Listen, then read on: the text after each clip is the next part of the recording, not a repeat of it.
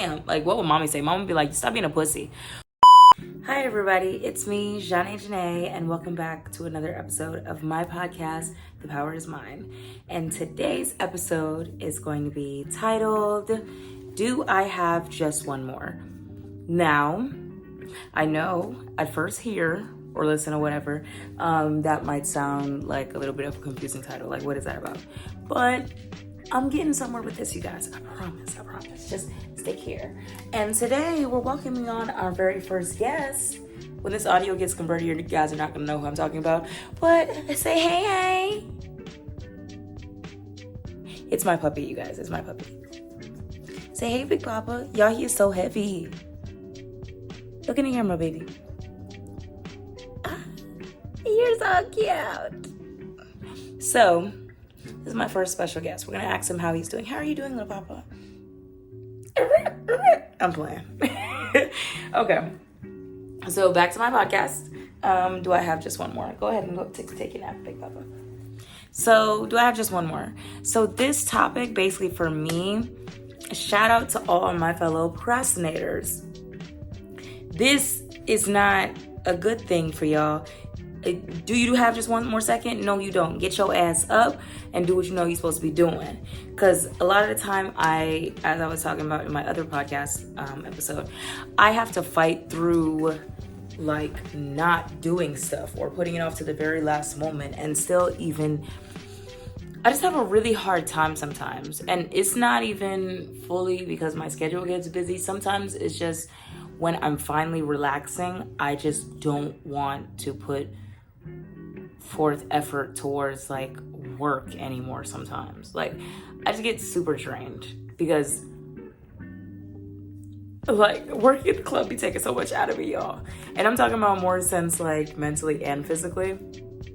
So when it comes to sometimes going and now recording like a really lengthy video, it's just like, oh Jesus, I don't feel like sitting down and talking right now. You know what I'm saying? Even though I had, shout out to her, if she watches this episode, she'll know exactly what I'm talking about. I had a girl that I work with, and what's it called? She told me that basically she watched an episode of my podcast. And y'all, I get so nervous when people tell me they actually like watch my stuff, but they like know me, right? So of course, I love meeting supporters and people DMing me and telling me that they support my content and different stuff like that. But it's just different and almost like cringy when people like that you actually know in person, that know you in your day-to-day, watch your content or like see you in your work realm or whatever. It's just kind of weird. I don't know. It's hard to explain. But I was just like, girl, no, don't tell me. I don't want to hear it. Don't tell me what you think. No. Like, got kind of nervous because it's almost like you want to keep certain things separate and it just gets super cringy. Especially me knowing that,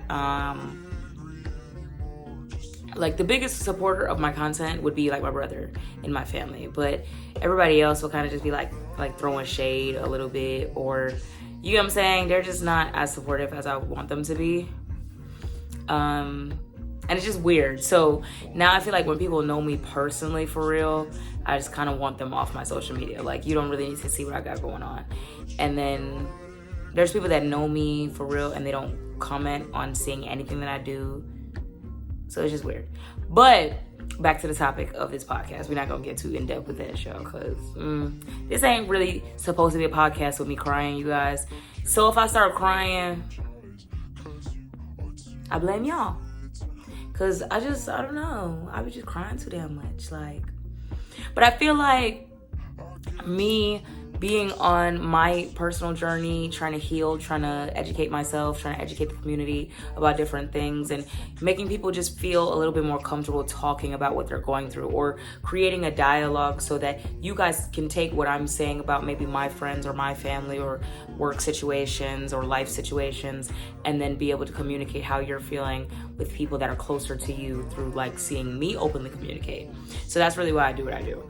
But hopefully that's what this is accomplishing. I don't be meaning to cry, y'all, but I think for me, it's really like an open therapy session. And if you know me in person, you know I'm just like, I'm straight to the point.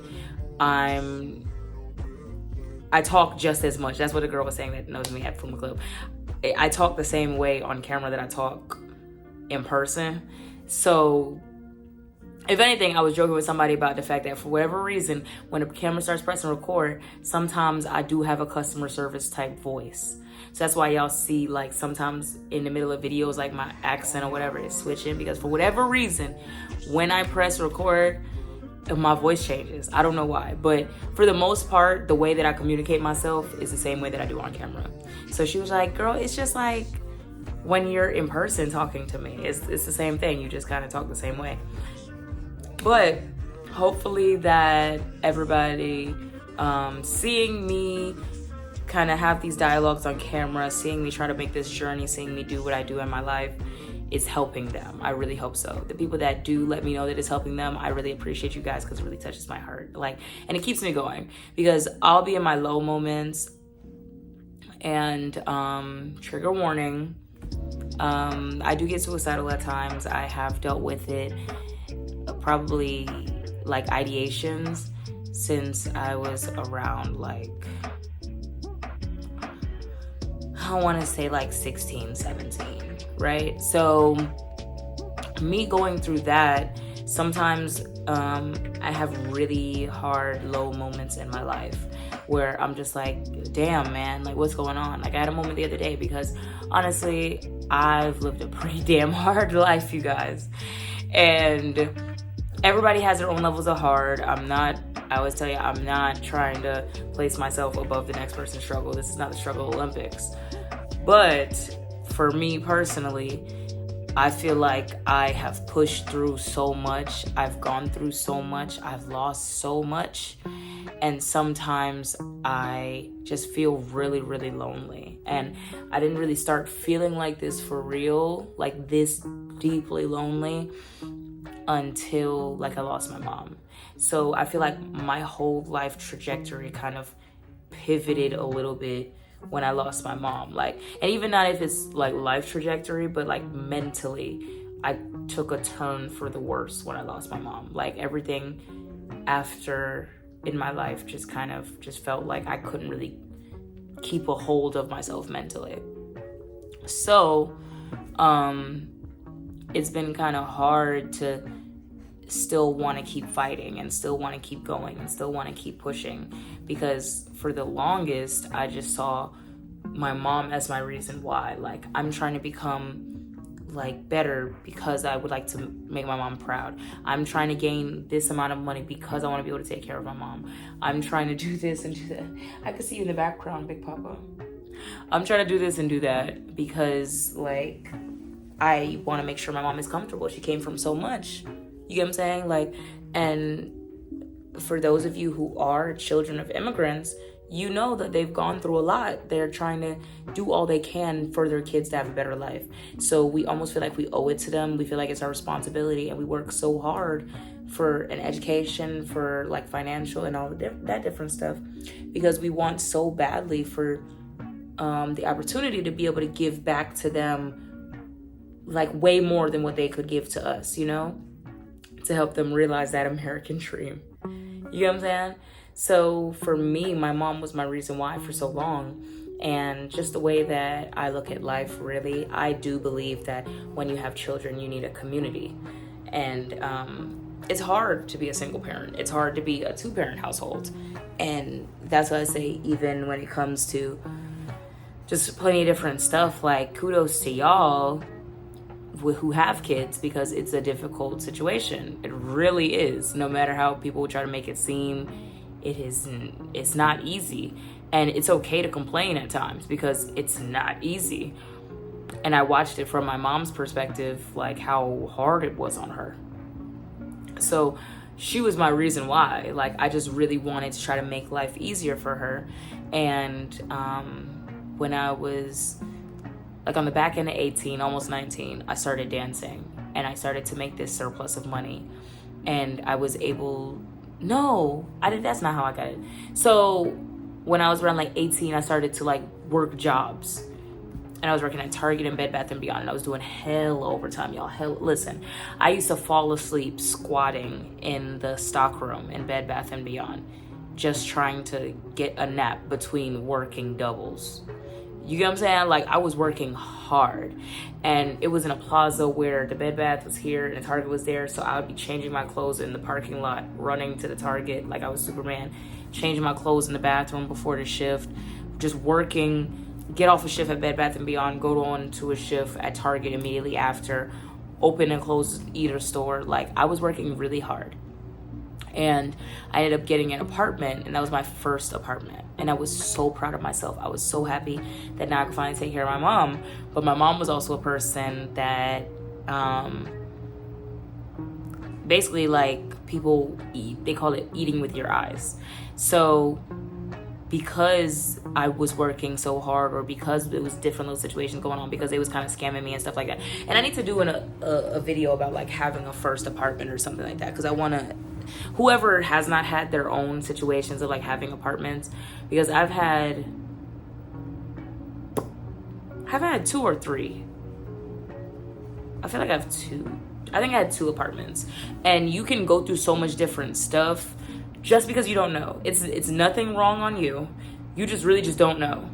And sad to say about this world, people will see that you don't know things, or that you might not have that community of people behind you to help you out, and they're going to just try to take advantage of you. It's sad to say, that is what it is. So if I could be of any help to anybody that is coming up after me that needs to know something about something that I have done, that I could potentially just give away that information, I just don't give a damn. I'll give it away, because I was going through some shit I had no business going through, because I just wanted so badly to help take care of my mom, to be in a better position, to just, like, all type of stuff. And I didn't know, and I didn't tell my mom basically until it was too late. So then her reaction was just, well, let's just move. And that kind of triggered the whole path of me living in the hotel for about 9 months for the first go round, right? And mommy also was just somebody who would bite off more than she could chew. So we had a damn good apartment, y'all. Oh my God. My first apartment had pillars in it. Like, it was such a good apartment. But there was so much little shit going on, and mommy was just like, oh, we just need to move. And it just ended up putting us into the hotel. So basically, when it comes to that, I just always had been trying to take care of mommy, trying to make sure I gave the best to mommy. And I come around to my second apartment, and me trying to take care of everything, trying to save everything, finally building up a savings and all of that. And then mom just passed away, like a week after her birthday. So it put me in a really weird place, and I thought I was okay for a little bit, but then I came to realize I don't want to cry. Please don't cry on camera. I'm tired of crying. I thought I was okay, but I realized I wasn't okay. And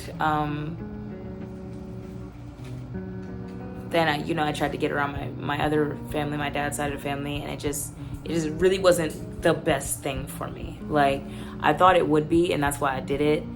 And then now it put me back in the position of being in a hotel again.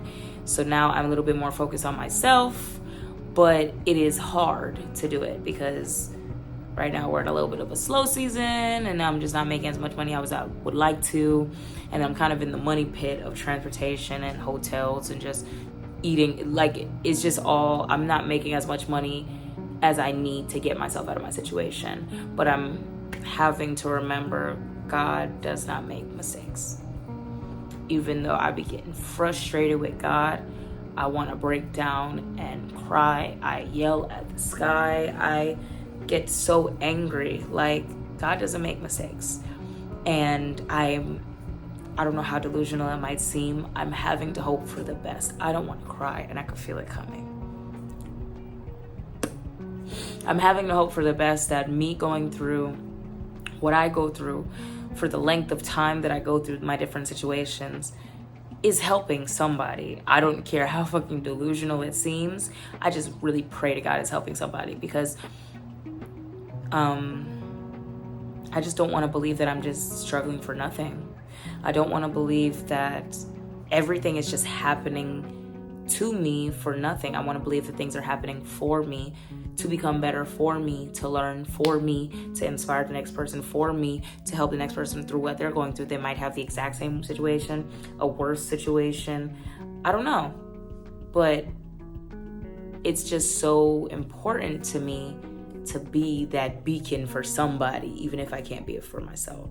So I've had those moments where I do get my suicidal ideations because I'm just feeling so low, like, and that's when the devil really starts trying to get at you, when you're at your lowest, when you're at your weakest.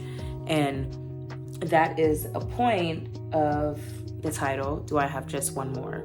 So I've had to start to tell myself a lot.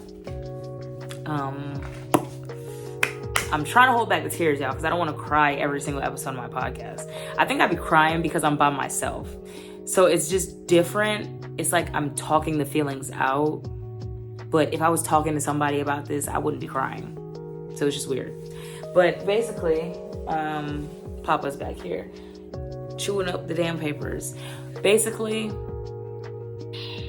I've had to tell myself, do I have just one more day? One more day. Give it one more day. When I'm at those lower moments, do I have just one more day to make my life better, for something to turn around, for me to have a really good day at work, for somebody to contact me and maybe something is gonna go right? Do I have just one more day? Do I have just one more chance to change everything? Do I have just one more chance to just anything? Like, do I just have one more? And that's what the topic of this really goes into, because if you just constantly tell yourself at that lowest moment, I don't want to cry. Do I have just one more day to try to make my life turn around? If I give up today, then what could have happened tomorrow? Do I have just one more chance to love this person the way I feel like I can love them to the best of my abilities? Because I might never know when they're going to be gone. Do I have just one more moment to make this count, to leave my mark on the earth? Because I don't know when my last day will be. I have to persevere through my situation. Perseverance is a very big thing to me. Perseverance is a very big thing. But sometimes you get tired. You get tired. It's okay to get tired. And that's why sometimes I take a step back from even like my podcasting just a little bit, because it's so therapeutic, y'all, that it's almost embarrassing. Like, I don't want every single video to be me boohoo crying, but I feel like I've been through so much and I go through so much that I try to hold it together, and it's hard. It's hard. So when I finally just press record and I just start talking, it's like everything just starts coming up and out, because I don't get the chance to cry like I would want to. Like, I'll be just randomly like in an Uber on the way to work, and I'll just be muffled crying in the back seat. And I don't know if the Uber drivers know or can hear me with all the sniffling or something, but I'm trying my best, and I think that's what's most important. And I don't really care. Like, me saying I want to stop crying, it's just because I just feel like, damn, like, what would mommy say? Mom would be like, stop being a pussy. But for me, it's just really, like, I just don't give a fuck. Like, I don't care. I'm sorry. I don't care. Like, crying doesn't take away from who I am to me. Me talking about what I go through doesn't take away from who I am. So I just don't give a fuck. I'm sorry. So for me, I'm always say to myself, get them tears out, get that anger out, you know, like, because I realized when I was a kid, I used to deal with my anger by fighting, and now I'm an adult, and what is fighting gonna do? Is he gonna send you to jail, or somebody gonna try to shoot you because, or they gonna fight you back? You might get your ass whooped, but I ain't getting my ass whooped. But I'm just not trying to fight no more. So now I just have to cry, and I just have to try to talk and journal and podcast, because bitches be trying it, and I'd rather try to cry than try to put my hands on a bitch and now she's trying to do something extra because she getting that ass tail. So positivity is another buzzword for today's podcast, because it is so easy to let your mind get in the trenches, especially when you in the trenches. Stay positive. Positivity, positivity, positivity will get you out. Look at the world as glass half full. Be Delulu. Look at the world as glass half full. You hear me? Like, y'all, it's so freaking hard at times. I know it is, because I go through this personally. But if people that know me will tell you that bitch will try to be as positive as she possibly can. But sometimes, yeah, she be fed up. But try to be as positive as possible, y'all. Because, oh my God, it's so hard to be. But try your best. Try your best. Perseverance, positivity. What's the next buzzword? Appreciation. Gratitude is the attitude. You hear me? Gratitude is the attitude. Is this little piece of hair sticking up? Gratitude is the attitude. Be grateful. Be grateful. And sometimes even, oh baby, having a dream. Sometimes even in my moments of like just current or whatever, like knowing, oh, I need this amount of money and that amount of money to change my life, and only making like just that, or not just that, but like under that, constantly making just enough to get by, making just enough to do this, just enough to do that, and then making a little surplus here, and then the next few days are just terrible to where that just dwindles out. I still try my best to be grateful and be appreciative. Gratitude is the attitude. Especially in the club, sad thing to say, no matter how much we want to have attitudes and all that other shit, these people do not owe us money. Sad to fucking say. Like, no matter how much I might be like, the fuck you doing in the club then? They don't owe me anything, and they don't have to dance with me. They don't have to give me money. So I'm appreciative of whoever does dance me or does give me money, because, you know, it's helping me stay afloat. Next buzzword is self-belief. Y'all, easier said than fucking done. So having self-belief is quite hard a lot of times, especially when you're going through low moments. But I feel like my self-belief, my self-confidence has been built from me just consistently showing myself that I can do it. Like, tough times don't last always. Tough people do. You gonna get through what the fuck you going through. There's no way earthly possible. Like, even though I've had so I've lived 23 years. I think I want to say, I don't want to be negative, y'all, but I really want to say out of 23 years, I've probably had 7 good years, truth be told. If that, because we've been through it a lot. And there have been moments of my life. I talk about this with my brother, and we're just like, bro, we always going through it, bro.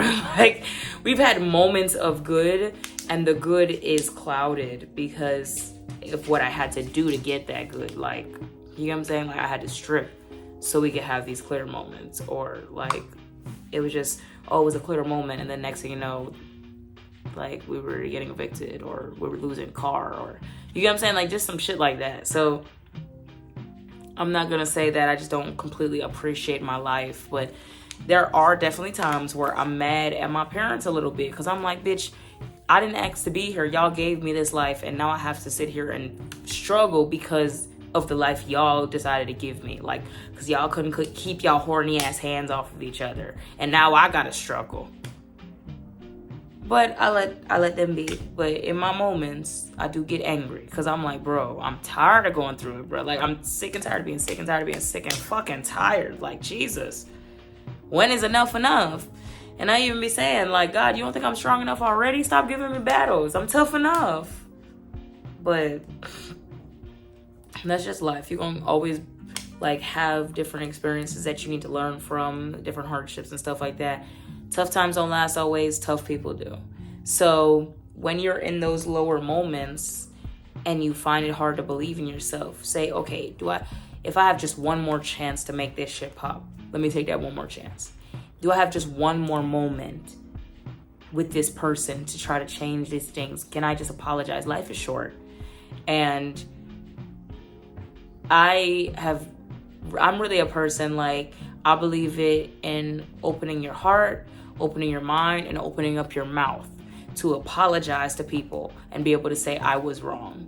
You know what I'm saying? Be able to say I was going through a lot. I was acting a bit erratic at that moment in time. I was going through a lot. I didn't have the proper tools to understand how to communicate to you, or I couldn't be the best person to you, or different stuff like that.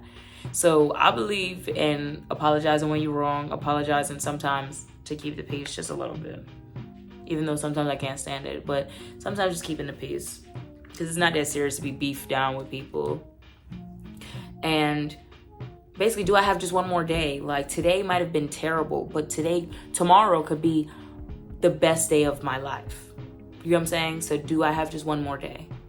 So always give yourself, I guess, that little bit of a delusional chance to try later. You get what I'm saying? Don't stick in the moment and be so clouded by the moment that you decide to make a, what is it called? Like a permanent decision for a temporary emotion. So on that note, you guys, that's all that I had to say. I hope that this could help whoever it needs to help. Because y'all, life is hard. But we hard body. You feel me? Be hard body. Don't let this bullshit get to you. Be hard body. Don't be no crybaby like me. You'll get through it. It's okay. I promise you'll get through it. Just like I'm going to get through mine. There's always light at the end of the tunnel. And that's been this episode of The Power Is Mine. I love you all. See you later.